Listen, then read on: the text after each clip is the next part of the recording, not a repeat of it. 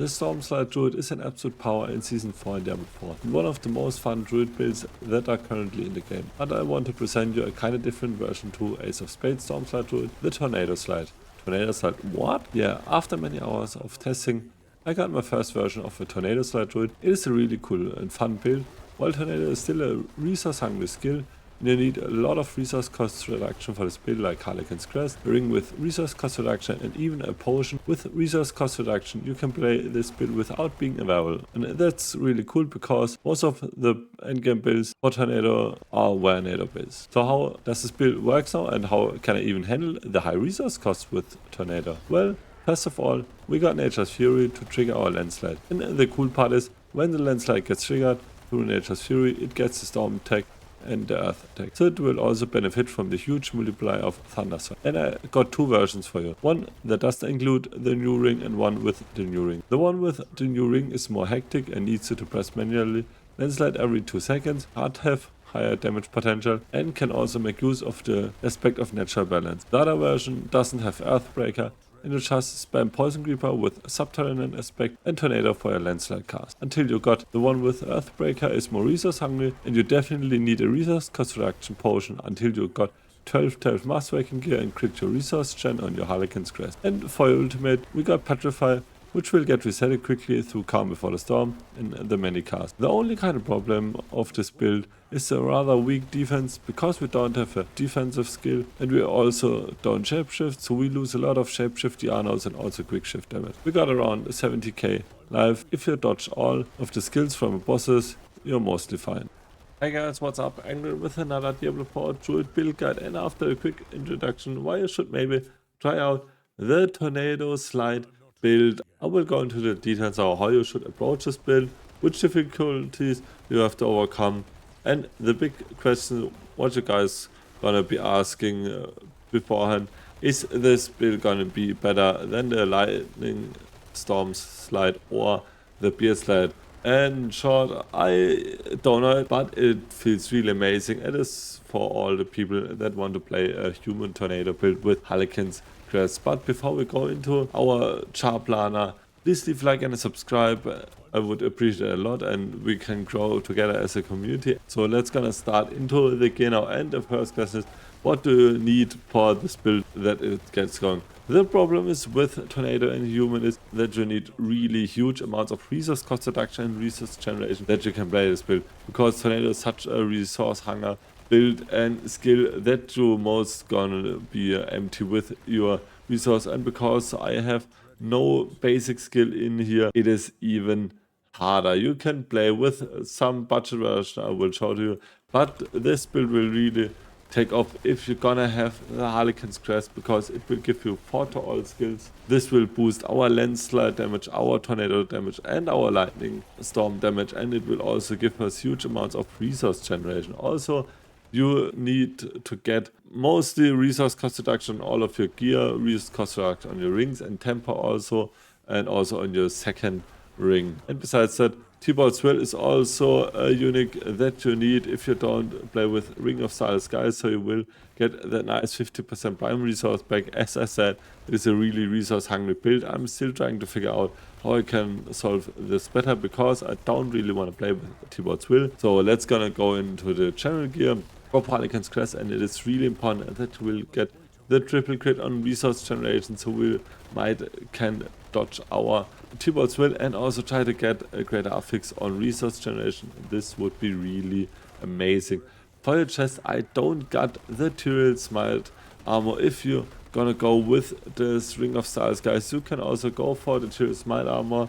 The problem is you really need a split per second and also greater affix split per second, so you can get your tornado going, unless you're gonna play with a basic attack, but it don't function well, and I will explain it later why it isn't that great with a basic skill. And you're gonna try to get a split per second as your greater affix. You can also get maximum life, some armor, and then chance to immobilize the enemy, and also get some fire resistance or some nice armor life if you're gonna have your max resistance. And for your aspect, go for the undying aspect, so we're gonna get more life when we are casting our spells. For gloves, I went with a plus core skill rank gloves. Now, before I had a 5 to landslide great affix, but now I went for 3 to core skills because we gonna get 3 ranks for our tornado, 3 rings for our landslide, and 3 rings for lightning storm. We're gonna play with tornado and triggering the landslide as I showed you in the intro of the video, but we're also gonna trigger lightning storm through our poison creeper with the subterranean aspect. So this is really great, and I think this will be the best gloves you can get. Also try to get max life on it and also attack speed on it. I will try to roll attack speed on it. We don't need that many critical strike chance rolls because we're gonna play with the primal landslide. It is our main source of damage dealer, and the cool thing is with primal landslide we mostly gonna crit always, so this is really amazing. And also for the tempers, try to get either damage to crowd control enemies or damage to close enemies. You need at least 1 damage to crowd control enemies. You can get your damage to your other devastation. For max, I currently got only a 30% bonus. I will still need some more rolls on it and gonna need this to upgrade to my Master King 1212. I will also try to get the damage to crowd control enemies in here, but I still have to do some overhaul of my Paragon board. But try to get the 40%. It is nice if you're gonna crit once for your damage to crowd control enemies. This should be enough. And other than that, try to get a lucky hit up to chance to stun your enemies. And you're also gonna want the chance to freeze your enemies. And with your chest, you're gonna want to chance to immobilize the enemies. And for your aspect, you have to get that storm chest aspect on it, so your tornado will always seek your enemies. For your pens, go for T-balls. Will also try to get a great affix on your damage reduction from close enemies, and also try to hit the damage reduction from close enemies with your crits, because this is really the most weak point of our build, that our defensive is kind of lacking because we're playing without a defensive skill. And for your boots, get speed per second as greater affix, also get movement speed, and also get some kind of either armor, or if you have armor at max, gonna go and get some maximum life. It depends on your chest. If you can get a greater affix armor on your chest, you can drop the armor from your cloth, from your boots. You will get also max armor, and you also need the implicit attack reduce evades cooldown by 1.5 seconds, so we can always cast our metamorphosis aspect, and also get for the lucky hit chance to freeze enemies, and also get generic movement speed on here. I only got digital grade because it is from my last char from my werewolf tornado build, and I still get to some new boots. And for the aspect, go get the aspect of metamorphosis. We kind of need this for unstoppable generation. For our amulet, and this is a really nice one. I'm semi-predicted with the damage to this enemy, is really unfortunate, but you need to get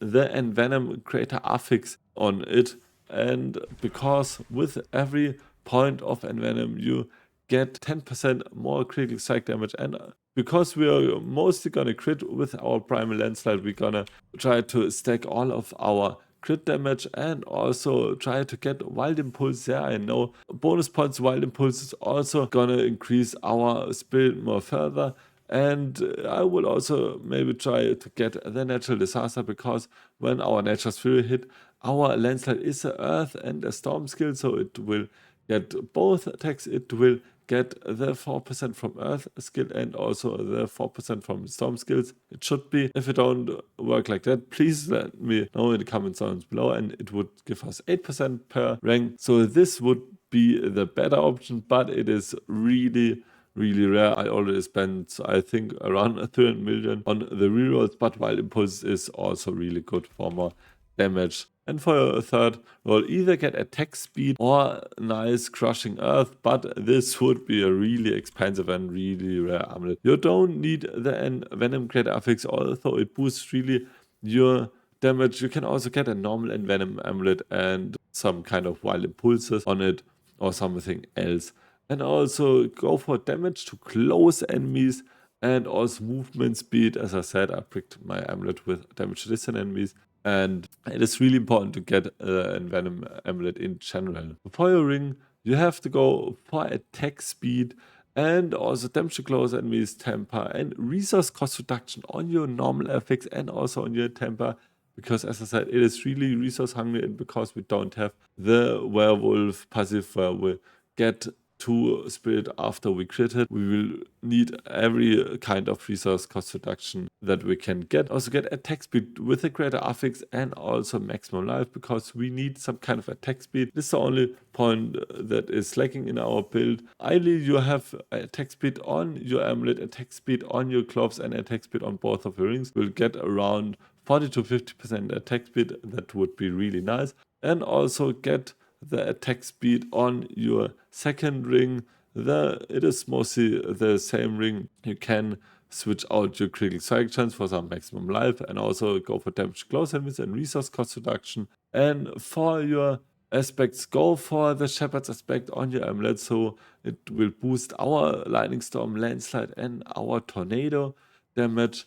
And go for the aspect of natural balance for our first ring. I'm still trying this out, and I still don't know if I need to switch this out. And also you can always check out the char plan. It's in the description. I will always update my char planner. So for the second aspect, you're gonna get the subterranean aspect. It is really great to maintain our poison on our enemies, and also it will cast additional landslides when we cast our poison creeper, and we can also reset it through our pack leader really frequently. For first weapon, get some willpower on it, maximum life, and also like hit chance up to 5% chance to restore primary resource, and as your tempers, get damage to close enemies, and currently get a chance for landslide projectiles. The problem with this, I'm still trying this out, because chance for landslide projectiles cannot be triggered from your nature's fury, so you cannot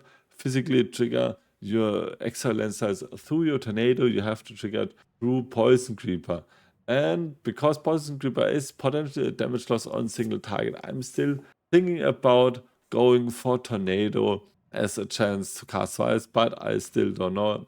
As I said, it is a really experimental build, and I have to try it out, which will get better damage results. And then for your aspect, go for the aspect of the aftershock, so our landslide gonna do more damage, and it will also be cast a second time. And for your offhand, go for max life, crit chance, and resource cost reduction. Ideally, you wanna have a resource cost reduction greater affix, and also you're gonna get some damage to close enemies, and also chance for landslide projectiles cast wise.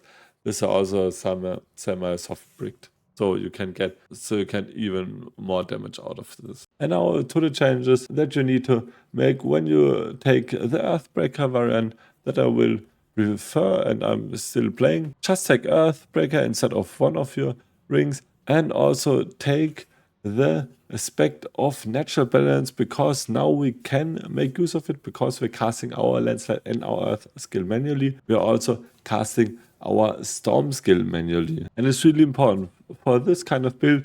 With the Earthbreaker, you really need extra portion of your resource cost reduction. As I said, you need kind of a potion of resource cost reduction until you got a high rank of your Earthbreaker with spirit cost reduction, or you have a crit on your master work for spirit cost reduction, and even better, a greater affix and resource cost reduction.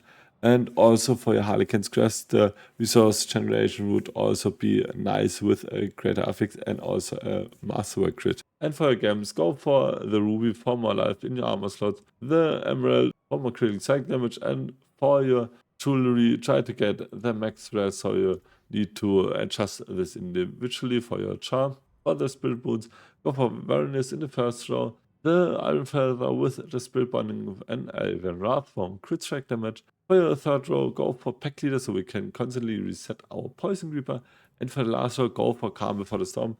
This is really great, because we gonna get so much cooldown reduction for our petrify, because we're casting so many spells. So let's gonna start with our Rota. It is really nice for our general play in a pit. Just hold your poison creeper on cooldown, and then your petrifying cooldown, and just cast your tornadoes.